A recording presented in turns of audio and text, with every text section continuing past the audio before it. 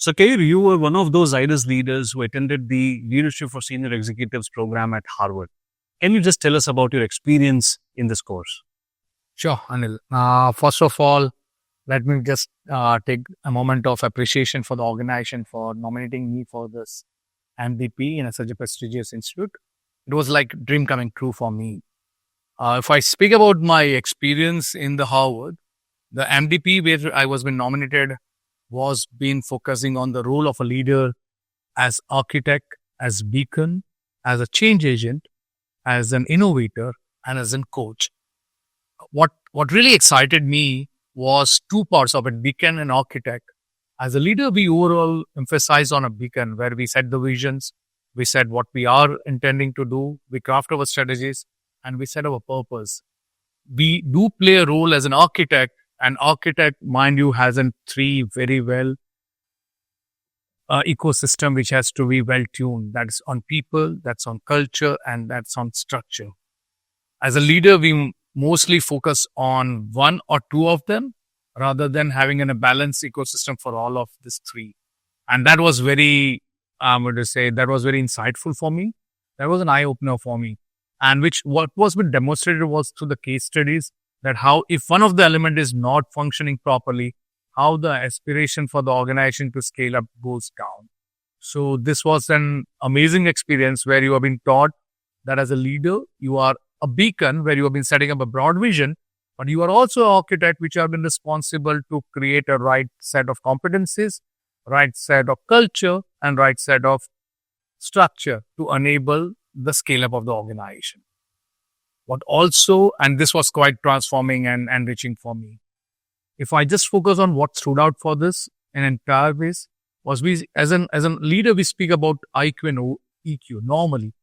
But for me, there was a definition as a leader, one has to have an equal quotient of all three, which is EQ, SQ, and CQ. CQ is something which I learned first time, it's just contextual intelligence. And it talks about what has been happening in the macro environment, what has been happening in the micro environment, what has been happening at a competition levels, what has been happening at organization level. As a leader, if you have to be successful, you need to have EQ, which is purely self-governance, SQ, which is a team and your team management, and CQ is a contextual management or contextual intelligence, which will need to have an intelligence across what has been happening around you. This program also helped me to grow my network because this was a program which was been attended by 88 people across the globe with the different ethnicities, different professional background, and different culture. It also helped me to say that how in a different culture with a different ethnicity, a problem is being looked in a different way. And one as a leader needs to be cognizant of that, in which ethnicity or which geography you've been talking about. And you should be mindful that if the things which works in one geography may not work in another geography. And accordingly, you have to craft your answers. So this was my experience for Harvard. So you talked about your learning experiences and how it helped build your global leadership at Harvard. How do you think it resonates with the culture of innovation at Zydus? Anil, you touch upon a very important point, and one of the leaders' role was as an innovator. At Harvard, one thing they did emphasize is most importance of innovation at the product, not only at the product, but at a service that will provide a competitive advantage for the organization. And we are very fortunate in Zydus that our leaders recognize that. And that's why we are not just doing a customer-centric innovation for the products, but we are going beyond that and doing the innovation at a service level, which very well serves with the purpose of the MD talking about going beyond the bill. And what best it can be, we've just demonstrated a service level program called Anaya Care, which really facilitates and helps the women suffering from the breast cancer.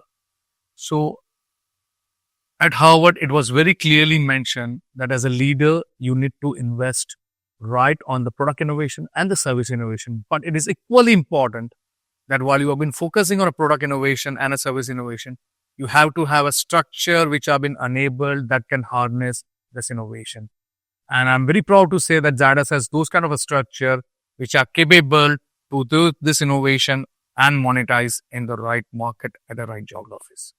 So I think as an organization, we are the early movers, not only on the product innovation, but the service innovations. I have not seen many companies from this geography which will be focusing on the service innovation.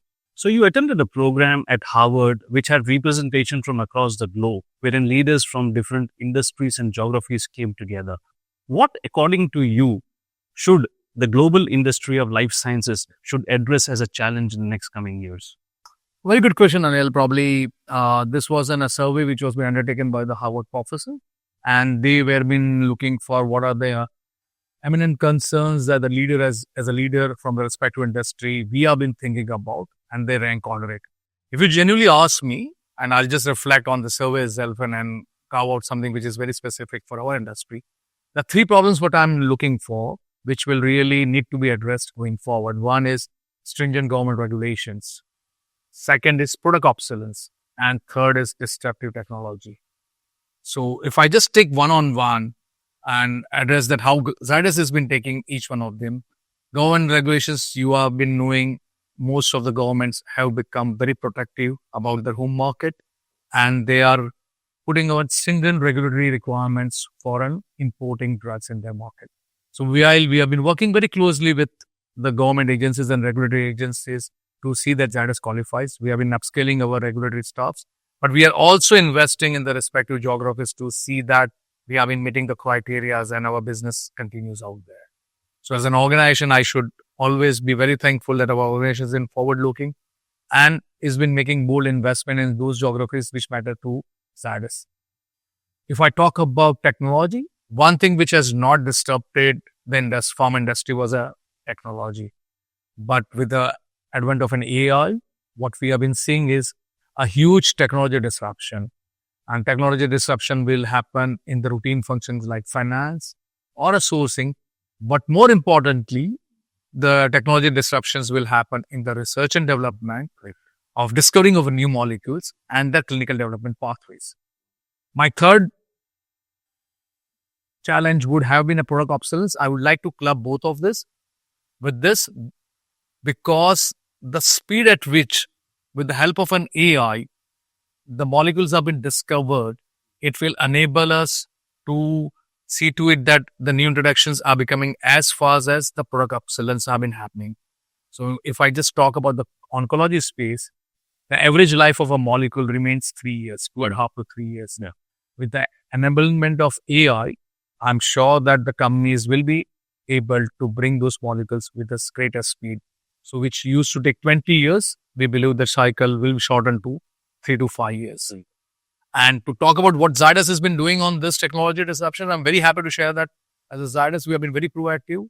We will be among the few Indian companies, or probably the only Indian company, which will use the AI in our discovery and clinical development programs for our innovative assets. So it will definitely gain advantage to us and will help us as a first mover advantage along with the multinationals. So that's where we have been making a significant investments, not only on the technology front, but also while you can invest in our technology, but you also need to upskill yourself. And that's where we have been working with a global consultant to upskill ourselves to use effectively AI in drug discovery and clinical development.